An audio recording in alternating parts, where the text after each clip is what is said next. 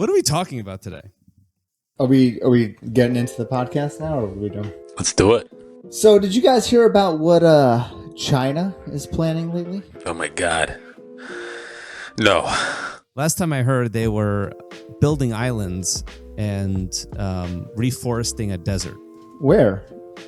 In their desert. In their desert? Yeah, They have a desert? They have a desert. It's a very large desert. They have a big desert. And well, it's going to get smaller because they're like planting trees and making sure it gets water, and Oh shit! it's kind of crazy. So it's not warships, it's not Taiwan, and it's not the desert forestation. It has to do with money. So according to Washington Post, Chinese President Xi Jinping revealed that one of his top priorities this year is replacing the dollar with the Chinese renminbi as the world reserve currency. Is that their currency, or is that? So that's what their currency is called, the renminbi, and it's Really? in yes, but it's in yuan.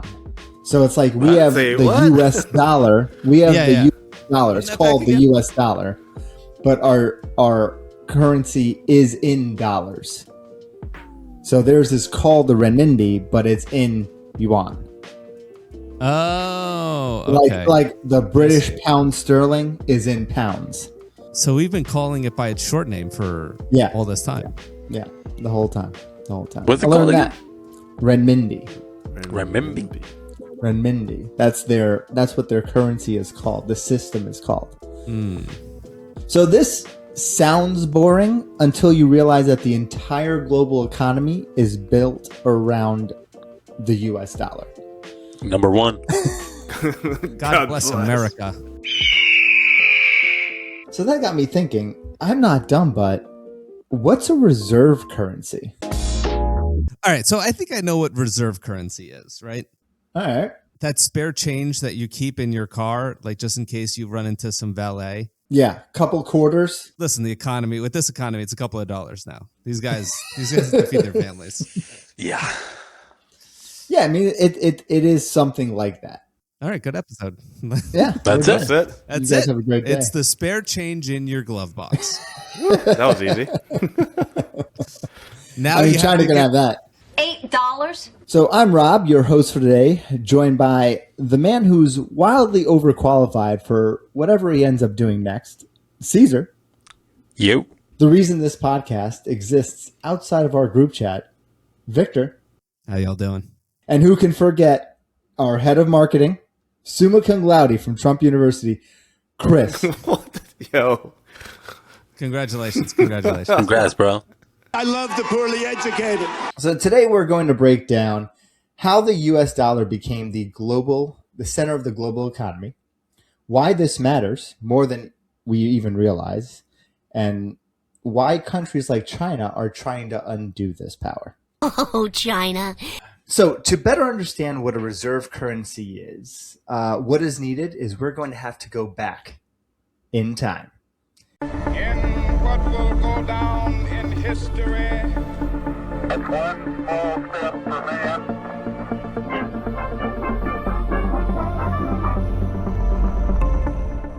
The year is 1945, and the world is fresh out of World War II, and the global financial system is in complete shambles.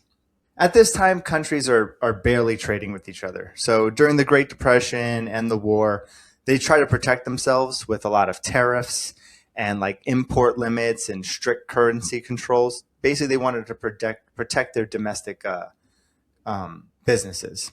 And because of this, international trade, well, it didn't exist. So before this, we operated under the gold standard. You guys remember that? Yeah. Countries' currencies were basically just tied and pegged directly to gold. As far as my knowledge goes, after watching Die Hard 3, it's all kept in New York. Yes, and in other parts of the country. No, just New York. You can steal City Hall. Birds of a feather flock together, so do pigs and swine. So countries' currencies were tied directly to how much gold they had in reserve, right? So this created stability with every other country's currency because it anchored it to one specific thing. But by the end of World War II, they were all out of gold. The United States had, they said, anywhere from 75 to 80% of the world's gold in reserves. So the rest of the world had to split the remaining 20 to 25%. Suckers. Yeah. Losers. A bunch of losers. And this is because gold was basically flowing in to America's economy, because during the wars, we were selling them food, we were selling them guns, we were selling them supplies. So as they were just trying to get all this ammunition and things for the war, we were becoming incredibly rich. After World War II, they started to try to rebuild their countries. So they would just start printing money and printing money and printing money because they needed to rebuild cities and reduce unemployment. I know this one. And that increases inflation. Yes, inflation. It stimulates our economy. But it also varies countries' exchange rates. So not only is it messing with inflation, it's messing with the trust that you have in that country. So you're going to have these wild exchange rates. So if you're trying to trade with a partner and you don't know what their dollar is worth from day to day, it's really difficult to purchase products or, trade the right way or create contracts or any type of international commerce. It's incredibly difficult. It looks very difficult. So the problem was gold was the key to the international stability, right? There was only one country in the world that had it. So what they had to do, the fix, was they had to stabilize this global economy. And one way that they thought they were going to do this was they wanted to create a brand new monetary system that would basically make everything more stable and currencies more predictable again. Can you say that with more pizzazz, like a brand new monetary system? So the fix? Sell it to me. We needed to stabilize the global economy by creating a brand new monetary system where currencies had clear, predictable value again. So is that like besides the gold? Is that where? Well, yeah, or they wanted to tie something to gold, okay. but the whole thing was that they just needed to stabilize everyone's currency because it was just completely out of whack. They're not trading with each other, and we're the ones who are holding all the gold. So what they needed to do was they needed to create something that was called a reserve currency, right? So where countries could hold this amount of this currency or whatever it was, and then they could stabilize their own currency. So we needed something that everyone can just back or... Yeah, we needed a benchmark. We needed a benchmark. So when you tied your currency to this benchmark, you could all say like, oh, I know what their currency is worth. How do you know what our currency is worth?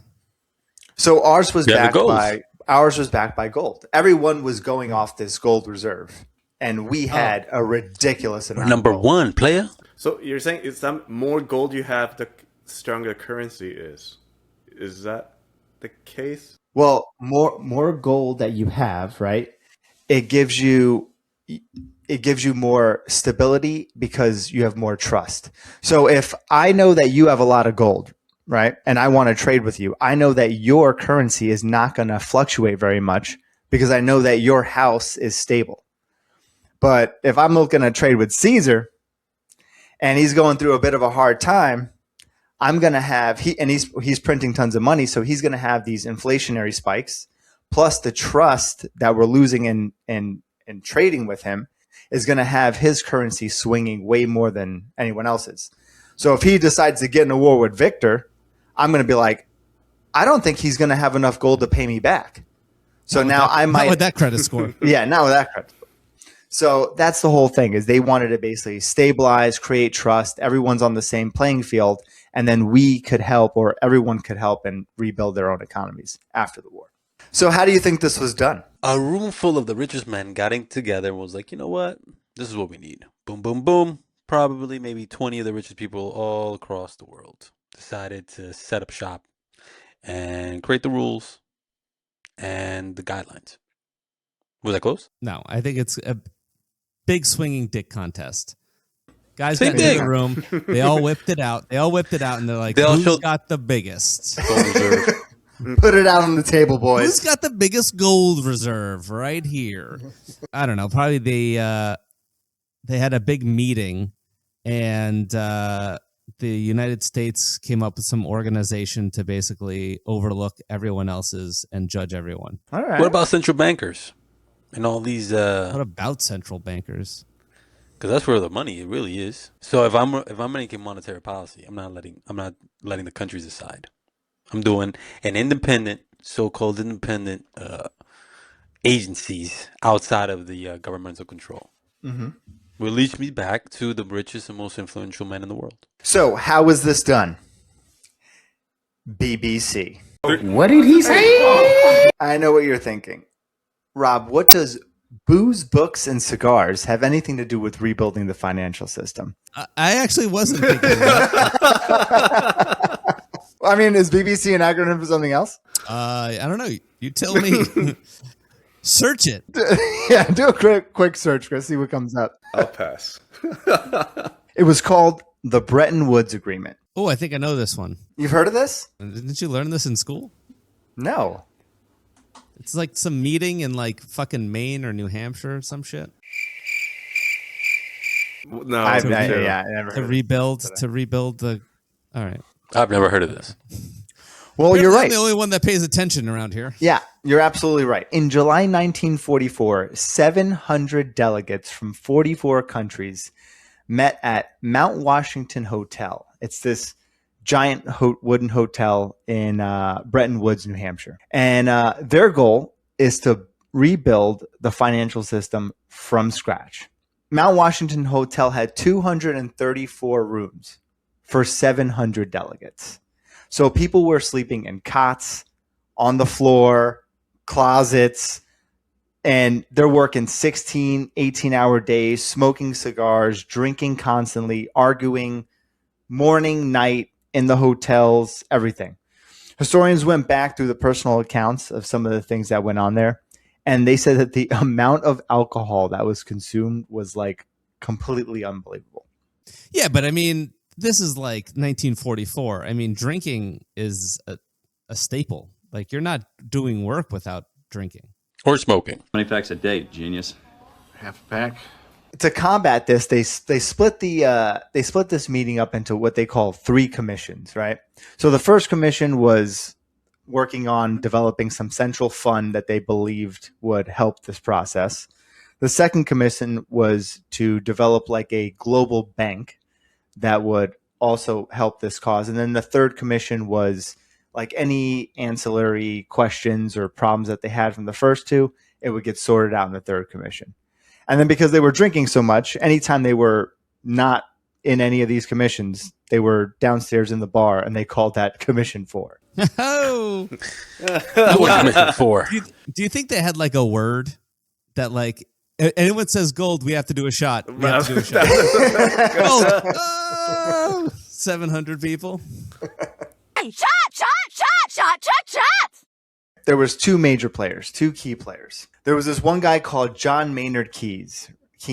He was like an economist from England. He was very famous, charismatic, like very photogenic, like giving speeches, talking to reporters. And from the outside, it looked like this is the guy that was like running the show. He's got a brand idea for this rebuild. Okay. Because you got to remember, after World War II, U.S. had the most gold and Britain was the most in debt. So this was like the downfall of the British Empire.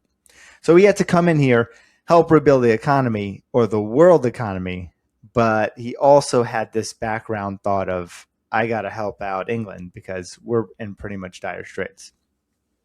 So his big idea is to create a new global currency called the Bancor, something that's neutral, no country controls it, and it's has a shared world money. So no one nation would dominate this entire system. That was his whole plan. It sounds great. It's idealistic. It might be the way forward. But there's another guy, okay? Another key player, Harry Dexter White, and he's an American. And he's got something else to say. So White was he was the assistant secretary of the U.S. Treasury. For him, no spotlight, no speeches. He was like brass tacks, drafting rooms, writing agreements line by line.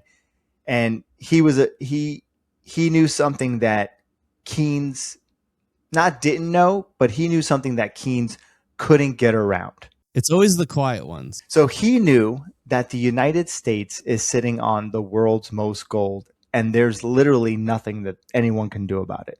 So if we're here and we have to rebuild this economy, America has basically all the power. And he knows he's got Keynes by the balls.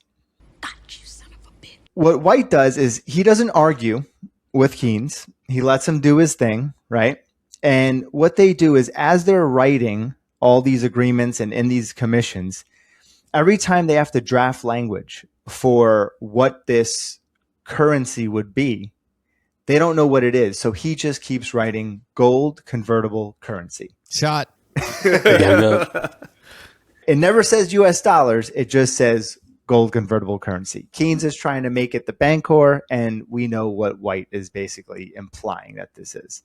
After a while, these delegates get together and they say, can we get some clarification on what this is? Because it basically, why don't we just say the US dollar? He said it. That's when White just runs with it, right? So White is in Commission 1. Keynes is in Commission 2. Nowhere near this. So what White does is he creates a side commission that basically votes in favor of changing everything that says gold convertible currency to plain words, US dollar. Wow. And he does this completely behind Keynes' Guts, back. bitch. What a son of a Like, bitch. Guts, bitch. This is like 1944. You can't just find and replace. One of the big things that came out of this was in Commission 1, they created what was called the IMF as we have it now. It's a global emergency fund for currency. Your mission, should you choose to accept it, Oh, okay. That was created in Commission 1. The World Bank was also created, and that was pretty much created by Keynes. They said that there was no one who knew this process better than him, and he knew every line. So anytime someone said something, it was whatever he wanted it to happen. So he basically created the entire World Bank. And what this is it's a lender to rebuild countries after war. The thing is with both of these institutions, they all run on one thing. Love. I was going to say Duncan. Heart. Because love is love. Everything now operates in dollars. So if your currency starts to fall apart, the IMF steps in with American dollars. So Tom Cruise shows up. Tom Cruise shows up with dollars, and he's like, "You're using these now." Yeah. Basically forcing this down everyone's throat. If you don't use it. So they need dollars to trade. They need dollars to stabilize their money. They need dollars to stabilize and rebuild their economies. There's no way around it. And what that instituted is now the dollar becomes the world's reserve currency. So now if countries It happened. want to buy things, they don't have to keep gold in reserve.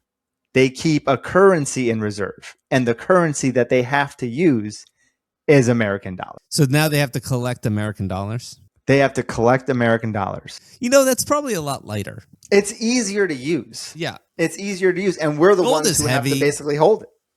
There's always people stealing gold. Yeah. Always. Mm-hmm. You're always worrying about the Germans, the Russians. Someone's coming in, knocking at your door, trying to get your gold. Always trying to get gold. Pirates. Pirates love gold. They do. Especially Ours is a big Caribbean. problem. Pirates is a huge problem. It's a big problem. And they probably thought about this. Ask the Spanish. Pirate. In the end, Keynes gets all the glory, spotlight, speeches, photos, yada, yada, yada. He gets basically a lot of the credit for developing this whole thing. But Harry Dexter White doesn't really get all that. What he does is he is now sitting in a very powerful position because in 1946, he becomes the first U.S. executive director of the International Monetary Fund. Did he just create his own job? He created it, and then, he created his own job. That's what's missing from America these days. You got to fill up, bro. Well, you got to create your own job and then just go, hey, listen, that spot's vacant. You know? I know a guy. There's not Like, enough I know a job guy. creators.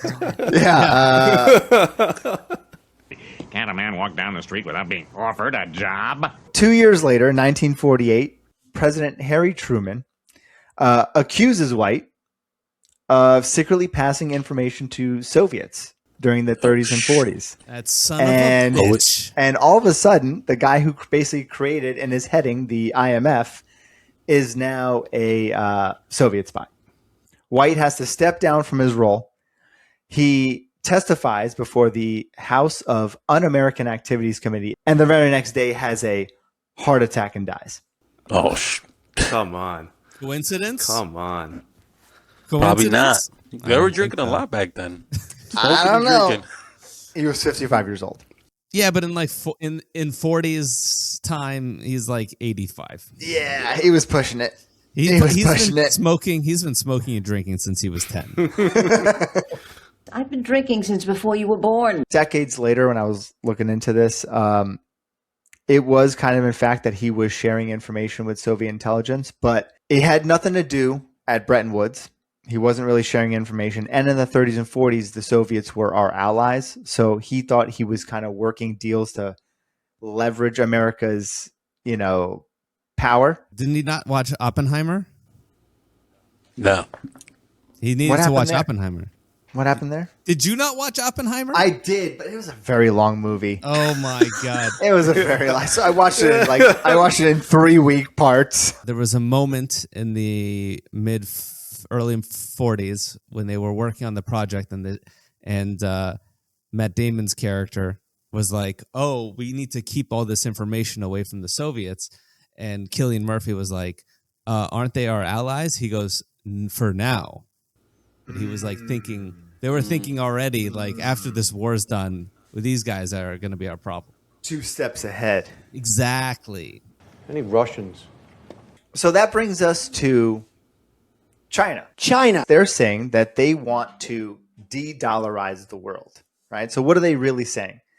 They want the entire world to stop using or stop running on U.S. money. Why does it matter? Like me using a course. dollar and a Chinese, is that the same thing? Wow. Is that the same thing? Wow, I'm just saying. Chris. We need a little un-American committee over here. Like, yeah, what's the we're gonna bring you in. Like, what's the big deal? Like dollar, like money is money. So what does it matter that? Not for trade, Killa. Not for trade. Dude, you need to be, if you hold the standard and everyone's basing their Everything money off of you, you are the most important person in the room. You're China, and we start selling you. We buy a lot of your stuff. You're an export country, right? You're an export country. Your whole economy is built on selling products and us buying your products. Okay, so if we buy a lot of stuff from you, we buy your products. You get American dollars. Okay, now you want to say I'm the big guy in town.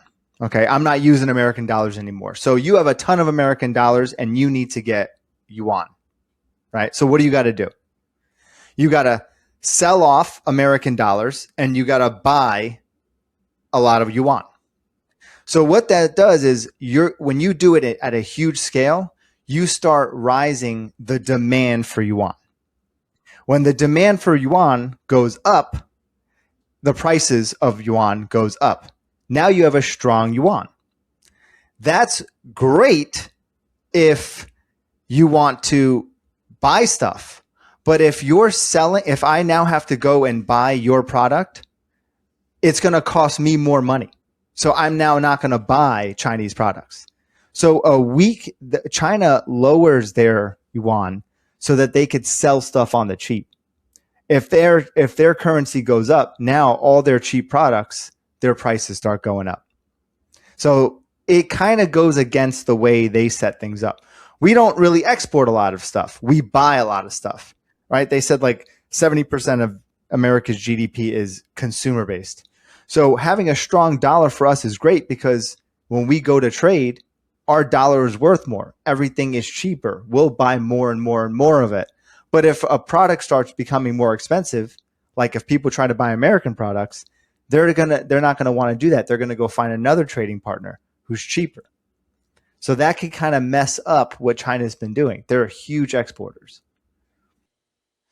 Now, is there anywhere in the world where the reserve currency isn't a dollar? There are other reserve currencies, not many. Actually, China is one of them. They're like a very small reserve currency. They're like, I think 2% or 3% of it or something like that I was reading. England is another one. I think their pound. People take their pound. But other countries don't really do that too much. There is a major dilemma, and we already hit this problem already. Oh boy! Because do we use gold-backed currency now? No, we got off of it. Let me answer to that again. No, we got off of it. I don't know why you guys are still thinking about it. I was thinking This is like, hold on. Did we? I was thinking of a joke. No, we never did. We never did. Funny to say. No, our reserve is like a unicorn fart. It's ourselves. Yeah. We are so badass. Yeah. So we got off the world reserve, right? Of the gold, right? So now it's basically backed by the faith of the U.S. government. Real quick, though, I did hear that I guess one of the reasons that it could never stay on gold is because there's just a finite supply of it. So we could never grow our economies as big as we could using the gold standard. So that is what's called the Triffin dilemma. There's this thing called one of those. It's with the chocolate and the. It's got a crunchy top. Yeah, it's got a little pistachios. Yeah, that's a Triffin dilemma. Yeah. Chosen to make a traditional English trifle. There is a catch to being a world reserve currency. All right, there's a built-in paradox that is called the Triffin dilemma, and we actually ran into this problem before. So if the world needs to use US dollars, they need lots of US dollars, right? So we have to constantly print more dollars. And if we're backing everything off of a gold reserve, just like Victor said, there's going to be a time where the amount of money that you're linking to that reserve is not going to be stable. So you're going to run out. You're going to have this inflation. You're going to have this distrust. So what happened was, when we were getting into war with, I think, Vietnam, France said, I don't think you're going to have enough gold to pay me back. So what I want is, I don't want you to pay me in US dollars anymore. I want you to pay me in baguettes. Gold. You will take baguettes. Mon Dieu. The US said, we can't do that. There's no way, because they locked in a price. They said it's going to be $35 per 1 ounce of gold. But if you're printing more and more money, there's no way that $35 to 1 ounce of gold is ever going to be able to be stable. So what they did was they said, we're going to get off of a gold reserve. We're not going to peg our US dollar to gold anymore. We're going to peg it to full faith of the US government. Trust that we will never go bankrupt. Big trust. If you have tons of money and you're sitting on a reserve, most people take that money and they put it in a savings account. Right? Some place that is highly liquid, that they can go and keep their money there, that will pay a safe exchange rate. So what countries do is, if they have a reserve, or if we're running a trade deficit, right, and they have extra reserve currency, they then buy our debt and hold it with us. And in turn, they get more US dollars if they ever need it. So that's where they park their money. So all these countries that are buying US debt is because they need to park their reserve someplace.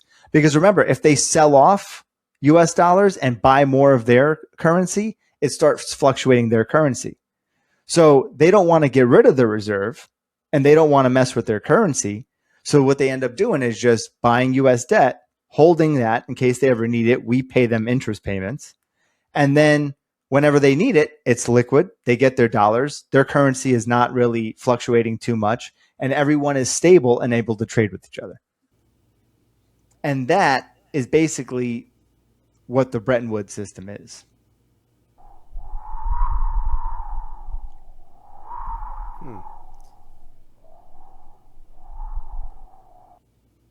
Cool.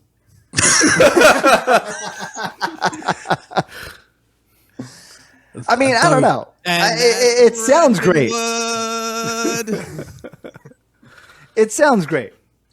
It just doesn't sound sustainable. Yeah, especially when like the 10-year yields, 30-year yields, when you got all these like big rating agencies coming out and saying, "Yeah, I think we're gonna downgrade U.S. debt." It's not fun. Well, realistically, how can we reduce the debt if we're a consumer-based society? Like, what are we building other than our defense? Yeah, but you're thinking consumer-based society is somewhat bad.